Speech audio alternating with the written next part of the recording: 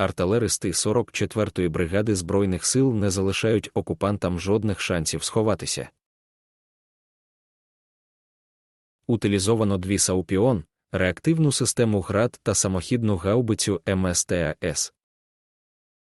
Наші аеророзвідники помітили ще один ворожий піон.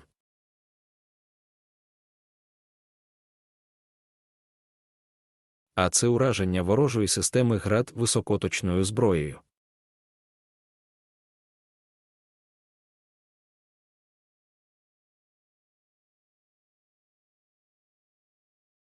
Утилізувати ворожу техніку допомагав український безпілотник «Шарк».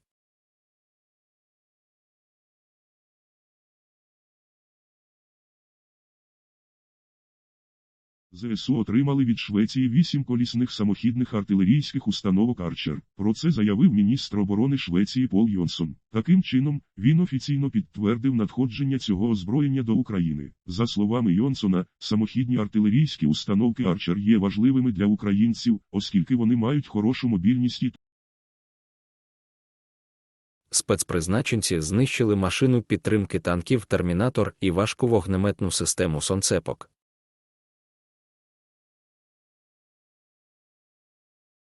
Це ворожа техніка, яка була знищена за тиждень.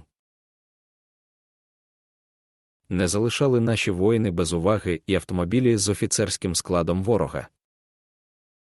А тут ви можете ще побачити перетворення ворожої бронетехніки на болти та гайки. На Росії постійно стверджують, що потерь в вооруженных силах России нет. Просто по плану, вот по графику. Все делается так, как и запланировал генеральный штаб.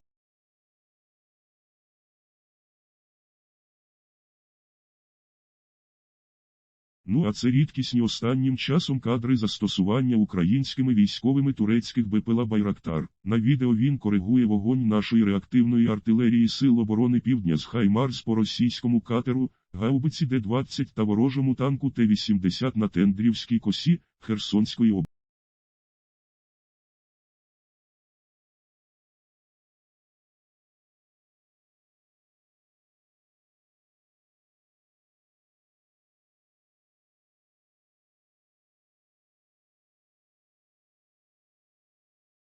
Оборонно-промисловий комплекс України займається розробкою причіпної гармати. Про це заявив начальник Головного управління ракетних військ і артилерії та безпілотних систем Генерального штабу Збройних сил України бригадний генерал Сергій Баранов. Зараз ми працюємо над причіпними гарматами. Це те, що стосується саме артилерійських систем, підкреслив бригадний генерал. Імовірно, нова гармата за планами повинна розроблятися у калібрі 155 мм, щоб з неї можна було ввести вогонь снарядами, які поставляють Україні. Наші сили оборони продовжують чистити українську землю від російської мерзоти. Показана бойова робота воїнів 61-ї окремої піхотної степової бригади з чеської реактивної системи РМ-70 «Вампір» по позиціям російських військ. Усі пекельні подарунки для окупантів доставлені точно за адресою. Скар від отримувачів не А наші воїни після вдалого виконання бойового завдання благополучно повернулися в місце дислокування для невеликого перепочинку.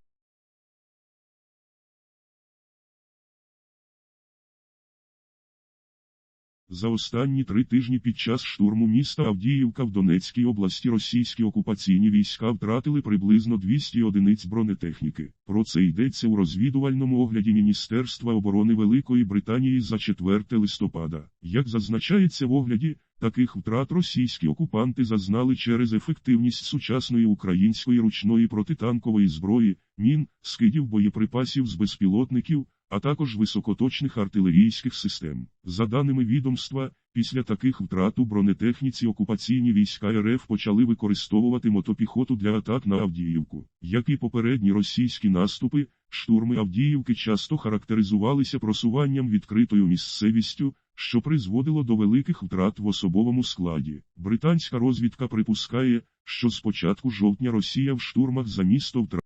Просто по плану, вот по графику. Все делается так, как и запланировал генеральный штаб. Україна домоглася чудового прогресу на шляху до членства в Євросоюзі, сказала в суботу на прес-конференції в Києві після зустрічі з президентом Володимиром Зеленським президент Єврокомісії Урсула фон дер Ляєн. Я маю сказати, що ви домоглися чудового прогресу. Ми наступного тижня це підтвердимо, коли комісія представить свій звіт про розширення, сказала президент Єврокомісії. Ми вражені реформами, які ви здійснюєте в розпал війни. Ми не повинні забувати, що ви ведете війну за власне існування, і водночас ви глибоко реформуєте свою країну, і ви реформуєте систему правосуддя, боретеся з впливом олігархів, боретеся з відмиванням грошей. Я знаю, що ви перебуваєте в процесі завершення великих реформ, і якщо це станеться, я в цьому впевнена, що українська амбітна мета переходу на наступний етап процесу вступу буде досягнута.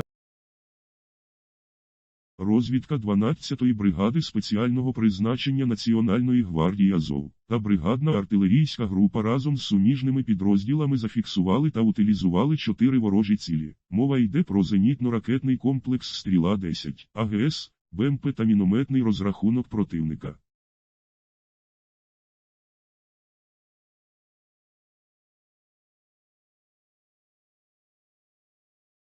Только на позицию выходят, все.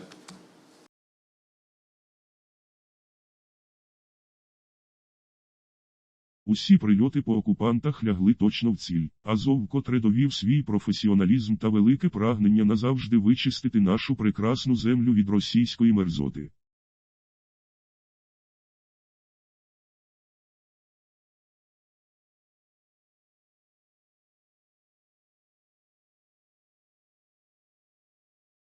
Потерь в вооруженных силах России нет. У російських переносних зенітно-ракетних комплексах «Верба» використовуються компоненти електроніки швейцарського походження. Про це повідомляє мілітарний з посиланням на анонімних спеціалістів Сил оборони. У оптичній трьохдіапазонній головці самонаведення ракети 9М336 був виявлений перетворювач живлення від швейцарської компанії Traco Power. Росіяни заявляють, що головка захищена від наявних і перспективних засобів постановки лазерних перешкод. Елементи ракети, судячи з маркування, мають різні роки випуску. Плати виготовлені у 2014 році, а сама ракета у 2020 році. Також цікаво, що ракета використовує твердопаливний двигун, який знятий з старого ПЗРК «Ігла». При цьому росіяни заявляють, що на 9М336 встановлюється новий двигун, який забезпечує ураження цілей на висоті не більше 4 км і на дальності близько 6 км. Невідпрацьоване паливо, що має високий рівень фугасності та брезантності, використовується як додатковий уражаючий елемент. Нагадаємо, що ПЗРК «Верба» – це достатньо свіжий виріб, що був прийнятий на озброєння російської армії у 2014 році.